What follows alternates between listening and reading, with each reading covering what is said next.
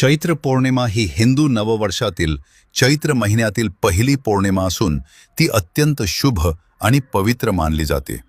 या दिवशी माता लक्ष्मी आणि विष्णूची पूजा, सत्यनारायण व्रत आणि कुळदेवीची उपासना केली जाते. या पौर्णिमेला हनुमान जयंती, पवित्र नद्यांमध्ये स्नान व दान यांमुळे सुख, समृद्धी आणि पापमुक्ती मिळण्याचे धार्मिक महत्त्व आहे. चैत्र पौर्णिमेचे सविस्तर महत्त्व. लक्ष्मी प्राप्ती आणि समृद्धी.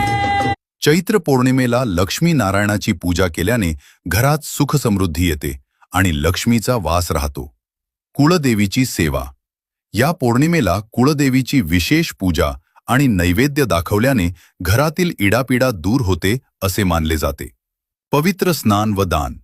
या दिवशी गंगादी पवित्र नद्यांमध्ये स्नान करून दानधर्म केल्याने अनेक जन्मांची पापे नष्ट होतात आणि पुण्य लाभते.